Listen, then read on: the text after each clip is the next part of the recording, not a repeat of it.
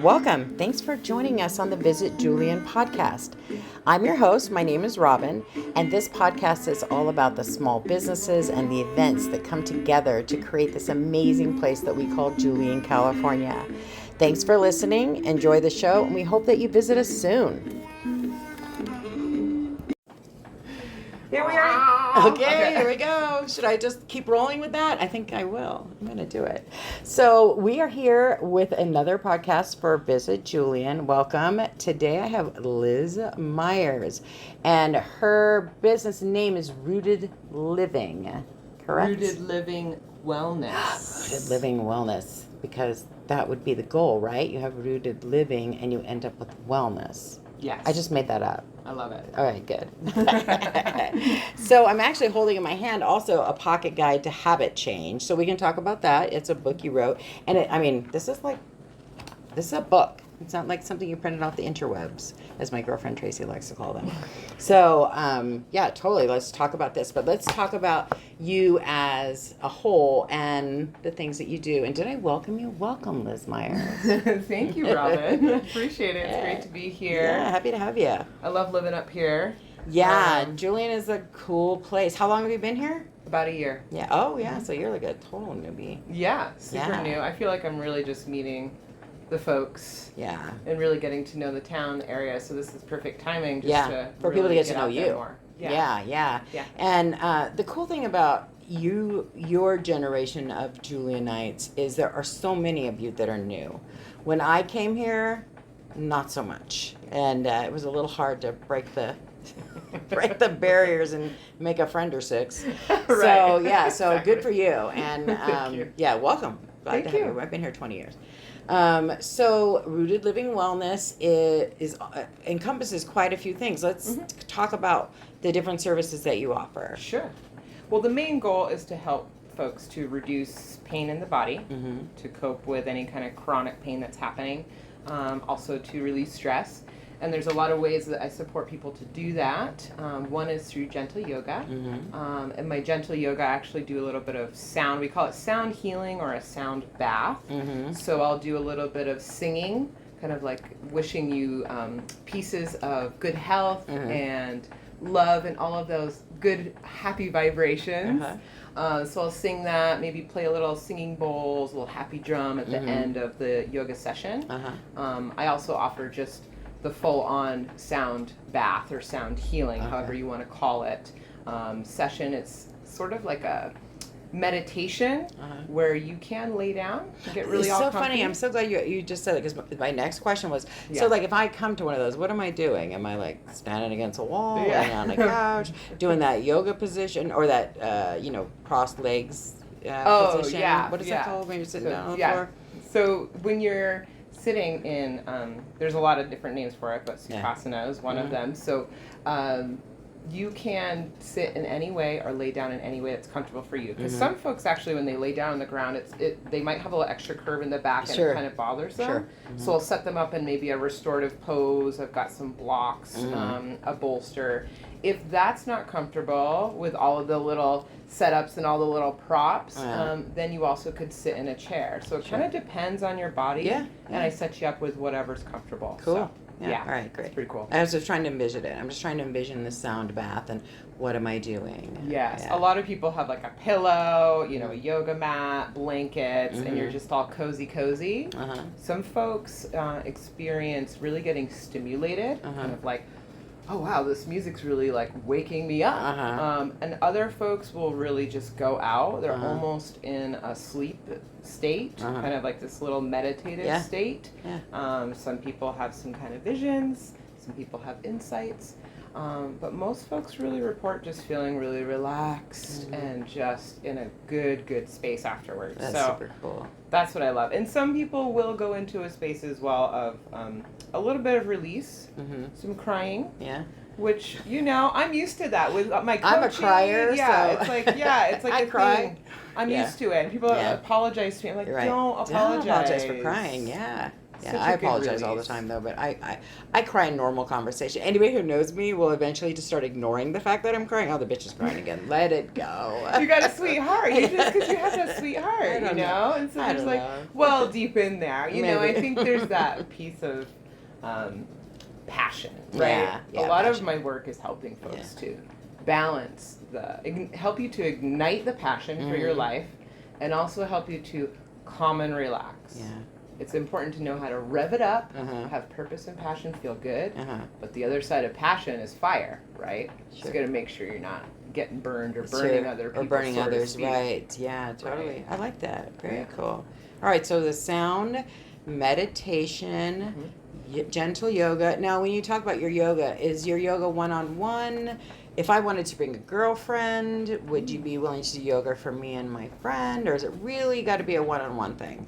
Oh, no, it's the variety pack. Okay. Cool. I do teach private sessions at the Quiet Mind Retreat and Oh, Lodge. okay. Uh-huh. So I'm teaching there to guests that come by. Uh-huh. I have a community class usually once a month on Saturdays at 9 a.m. Uh-huh. And it's open to whoever wants to come by, $20 drop-in. Uh-huh. And I usually just send out a little message to folks on my Instagram, Uh-huh. Rooted Living Wellness, if you want to come and join that, because it's a little bit random. Okay. And then what I do love to do is if folks want me to come to their house, or if you have a special retreat that you want me to create for you, then I can come to your house, teach you and your girlfriend or your mother, your sister, your whoever. Yeah. And I'll that teach. space. Yeah, a little specialized class. Yeah. Very cool. I like it.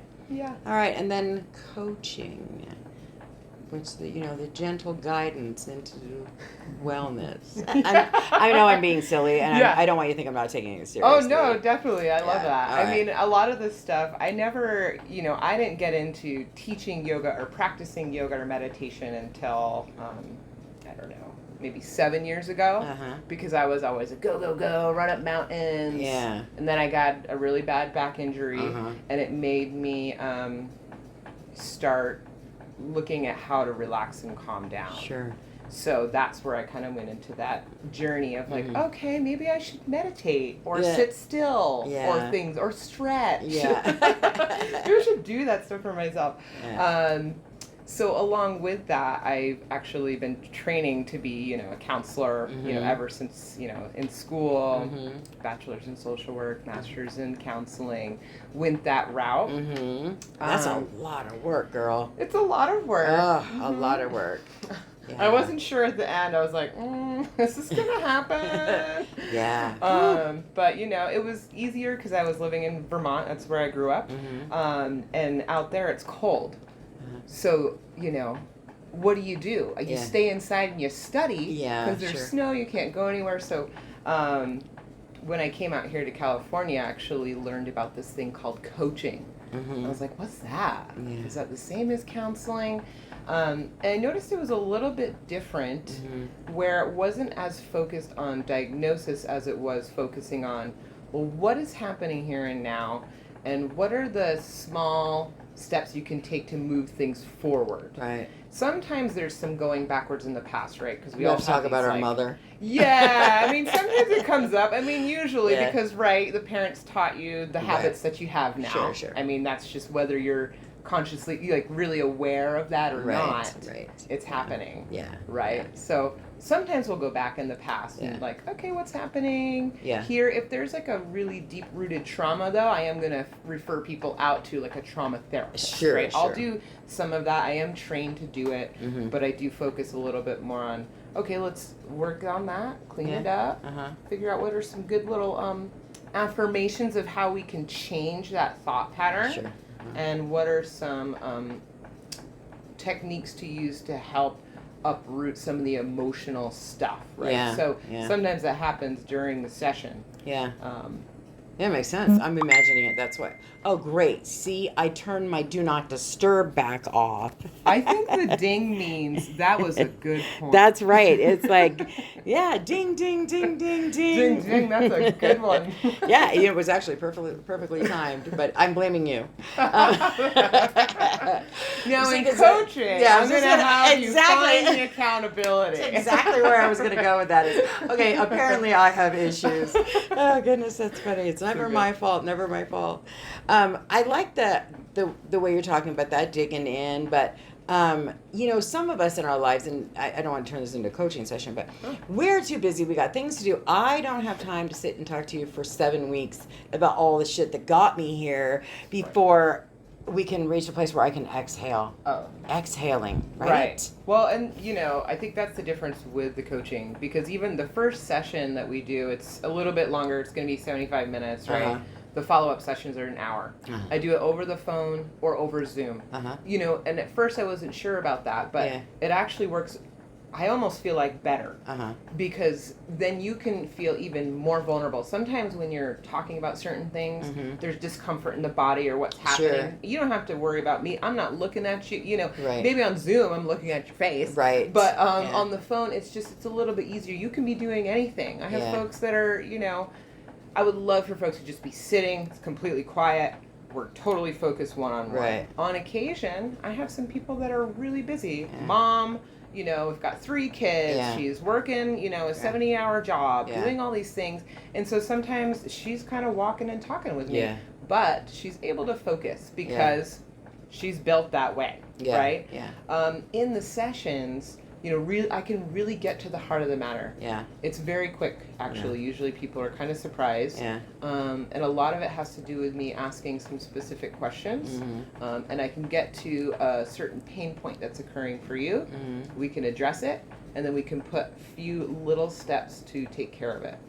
And I really emphasize the little steps. Yeah. Because what often happens when people are wanting to make a change, they don't do it because it's too overwhelming. Yeah. I don't have time. Yeah. And usually it's like, how do I make the time? Right. I also don't want to face it and deal with it because it's probably going to be uncomfortable. Right. And I have all these responsibilities, so it's not worth it. Yeah. So we often focus on, why is it worth it to you? Yeah. Why is it worth it? Yeah. Then you create just a little more time for it, whether it's 5 minutes a day, Right. only asking for a little bit. Yeah. And then getting that little extra time in there each day, 5 Yeah. minutes a day to work on this thing. Yeah. And then you talk with Liz, usually, Boom. boom, once, most clients are once every 3 weeks. So it gives you time to then work on what's happening. Right. Or digest it. Yeah. Because sometimes we have to digest stuff. You really right? do. Yeah. Yeah. I'm sitting here digesting stuff right now while we're I'm sure talking. you It's are. like, what I can the? feel it. You It's just see it. I was like, happening. It's okay, happening. this isn't about you, Robin. Yeah, but it It's is. It's we all have. I mean, life is life. We all have challenges. The older you get, you think. I mean, I thought, it's just going to get easier as I get older. It's like, well, it just gets, more complex. Yeah. As you get For older. me, it's gotten easier as I've gotten older, but that's because I'm not. I'm very introspective. Like I always try to figure out. My husband says I can make anything my fault, so I'll always spend the first part of any bad interaction or bad result all blaming myself, working through how it's all my fault, then getting to the outer influences and the other people involved or whatever. But it's always me in the beginning because I'm the worst, right? The over responsibility. Exactly. Yeah. So, I mean, I think it's kind of looking at that. And then if you wanted to say, like, oh, okay, well, I don't want to always take responsibility right away. We could look at, is this a moment where I'm being overly responsible? Right. And taking on what other people, what their Right. responsibility is, Yeah. and then see if you can, balance it a little. it. Yeah. If you want to change it. Yeah. And I think that's the thing when we're doing the coaching, it's, it's whatever you want to change. Right. I'm going to be like, okay, well, it sounds like these are the things that you're looking at. Yeah. And then you choose. Because the last thing you need is someone else being like, well, Robin, yes. you must change A through Z. Or your life will never be rooted in wellness, right? Yeah, because it's totally. your life to create. And Yeah. I'm just here to help you create what it is that I you really want like to that. create. I hope people are really listening to you. That sounds really cool. But let's move on because, Okay. you Lovely. have so many great things to talk about. Okay. So this little sweet book, are you ready to move on to this? Because Sure. and just for the listeners, I literally know that she wrote it, but I saw it on her website, but I know nothing about it. So I do not have the questions. Quit an old habit. Begin a new healthy lifestyle change? Question mark. So what inspired you to write this book? It's a lovely little book with a butterfly on the cover that says a pocket guide to habit change. And obviously something had to inspire you to put together a book of this nature. Well, as a lot of folks say, not to bring up this word, the C word is a COVID project. Oh. Okay. That's so funny because I call it the C word as well, but somehow when you said it, I was like, She's like, what C What word is is C that? word? Was that Yeah. fun? Okay. As you can Yeah. see, I like humor, especially Yeah. in the book it's humorous, in the coaching it's Yeah. humorous. Yeah. All the things I do, I try to put it Yeah. in there because we can't be too serious. But no, totally. yes, before that time period on this earth occurred, I was working at Kaiser Permanente, and I was a lifestyle educator, and I was running educational / almost therapy groups for folks that were dealing with a diagnosis of diabetes or pre-diabetic, and they were needing to lose significant weight so that they could get off of medications, Sure. and et cetera, et cetera. Yeah, and weight is just the end result, but there's a lot of things that have to come to get to that. Yeah. Exactly. Yeah. So that's exactly what I was working with in those groups, was kind of working with finding the balance with food. Yeah. You know, finding, is there an addiction? What's the level of coping in it? You know, and we all use food to cope. We use food to survive, and food's great. I love eating. It's my favorite, right? Yeah. So in these groups, I did a lot of work with helping people to dig a little deeper, and I saw people really change. I saw what worked, what didn't. What I often found is that in the process of change, whether people were seeing themselves as being successful as far as losing weight or making changes or not being successful, there was still an underlying piece of being hard on themselves and beating themselves up. Yeah. So a lot of, like, in this book that I wrote is kind of a little underlying of dealing with that. Yeah. Like, so if we look at one of the chapters here, let's see. One is called Believe in Yourself and Your Self-Worth. How lovely. Perfectionism is outdated. And Sure. that's my favorite one, chapter 11, the good chapter 11. You know, right? That's funny. Because it really, I think that's a lot of it, especially in the change process. Like, I'm doing well, I'm not doing well, and And what happens is sometimes when you're in that process of change, you're doing well for a while, and then you hit maybe a road bump, speed bump, and then you kind of get a little sidetracked. Yeah. And you're like, I can't do. Well, I don't know. And that's the point where you really need that extra support. Sure. You know, and figure out, okay, well, what is this that's kind of taking me down now? Who's my, like, inner critic? And how can I work with my inner critic? And how can we maybe shake hands instead of just be, you know. Yeah. Sit with her, listen to what she has to say, and then flicker her down the road, right? Yeah, you can, you know, and sometimes it's, you know, having to do the sword fight, right? Yeah. I'm going to win with my, you know, positivity, Right. you know, and sometimes it's like, how can we come to a place of peace? Sure. You know, and a lot of the work that I end up doing with folks and in the book, it you know, it's these kind of ridiculous things where you're like dealing with a character, but we all have different aspects of our personality. Oh, absolutely. We all have different characters inside. Yeah. And it's kind of, who do we want to win? Who Sure. do we want to be ruling, you know, Yeah. our life? Yeah. So I wrote the book because things got shut down, left Kaiser because, you know, I couldn't meet with people in person, group meetings, right, the whole thing. And I was like, well, if I really want to reach people, I want to be sharing what I learned from what worked in these groups for folks and what didn't, and apply them to habit change in general. Sure. So I had the time, and the book is actually meant to be a gentle guide. So you'll see in the book that each chapter is maybe 3 to 4 pages. Sure. And one of the reasons why is because I love singing and listening to things. Reading, I read 2 pages, I fall asleep. Right. So I was like, well, for those people Right. that want easy to digest, there's, you know, and there's a few pages and then a few questions at the end that kind of ask you, get you thinking, like, Do I tend to, ask yourself section, do I tend to beat myself up when I do not accomplish what I set out to do? Then you answer it. How will I incorporate forgiveness into this change process? Mm-hmm. And what words of support can I give myself if I go off track? Yeah.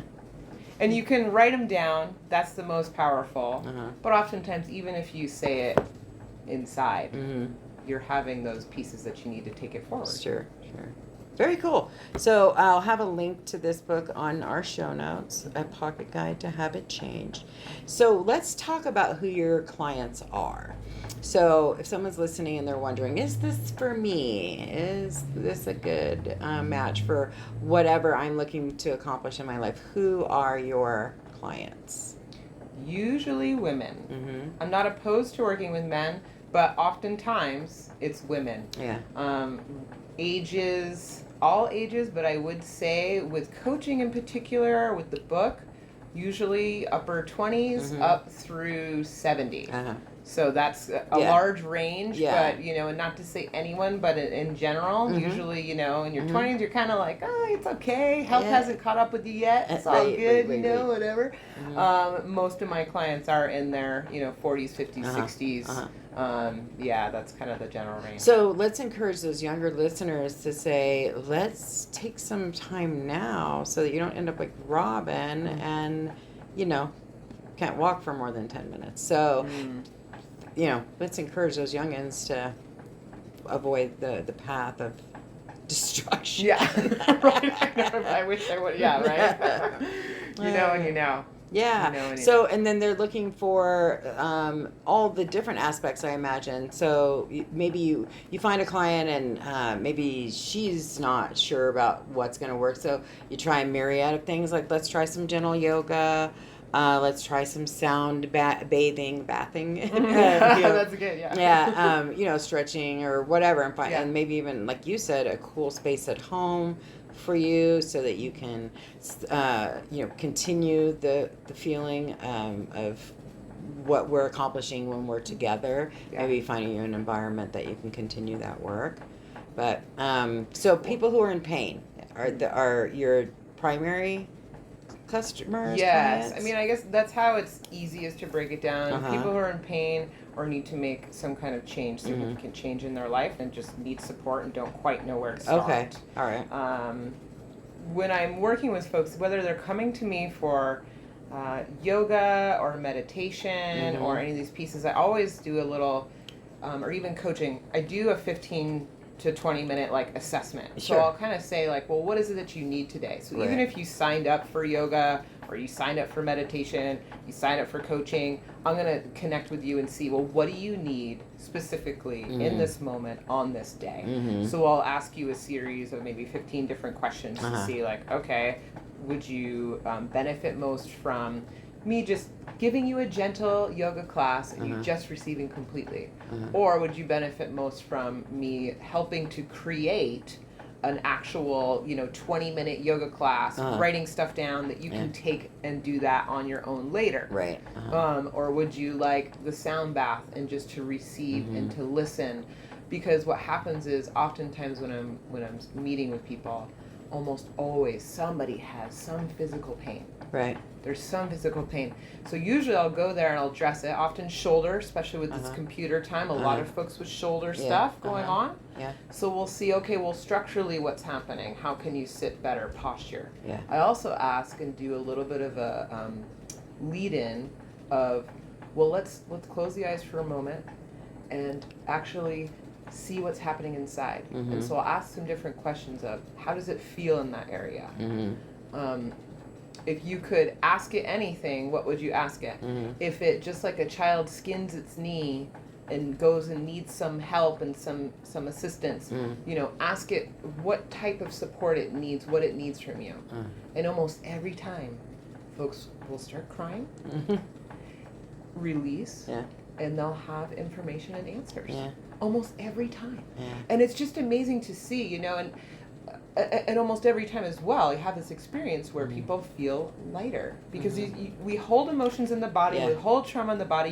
These things, you know, and so when you give it a chance, just like it's kind of like Do you ignore that child crying over there, or do you go over and comfort it? Yeah. It's the same thing. Yeah. And these things sound kind of weird, but like No, it works. not if you're in pain, right? it doesn't. Okay, Yeah. So it's like with Yeah. my shoulder, it's like this little crying little kiddo inside. Let's comfort it. Let's give it what it needs so it can, then it feels like, okay, it's not just mad at me for hurting. Yeah. It's not just, this person isn't just like, angry with me. It's not ignoring me. It hears me. Right? And I've done that too. Like, oh man, why can't my knee just work? Yeah. Yeah. But when you put more anger in, you usually get more pain. Sure, that makes sense. One of the things I found, which I still go through, even though I understand it, is during times of stress, I forget to breathe. Yeah. And I remember telling my mom that I was forgetting to breathe, and she made some very not very nice comments about it. And then I said, I can't be the only one, so I Googled it, and it's basically a sign of anxiety. Yeah. You're holding in this breath because you're doing this and doing that, or trying to, and then that's why I finally understood the title of that older movie called Waiting to Exhale, because it's like you're holding all this stuff in, and so sometimes I will actually see it and go, okay, you have to remember, let it, exhale it all out. It's crazy. Yeah. The different things we do to ourselves, our bodies, our beings. It's crazy. Yes. Well, and just there. I mean, and so it's like, and I think that's the thing of, but then how do you remind yourself to do it? Yeah. And I think, then it's figuring out the different ways. I put it on my phone, exhale. Exhale. Breathe. Like I had a thing similar, for a long time. I had just this big breathe thing right above my desk because I would, especially get into something, I'm all, and it feels good. It's fun, to be all like, I'm in the zone. Yeah. But like, are you breathing? Like, calm down for a minute, that kind of thing. So I don't think we realize we're not breathing, and it was that movie came out a long time ago, and I was like, I don't get it. And then at some point in your life, you have this, what Lopa refers to as the aha moment. Yeah.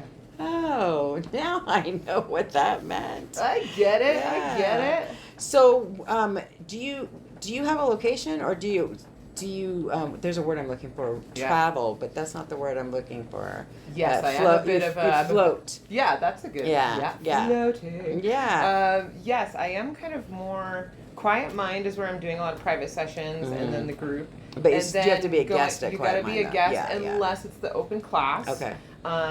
Then yes, I'm often going to you. So I'm often going to you, and then retreats and events. So I actually have November 11th up here, November 11th, 2023.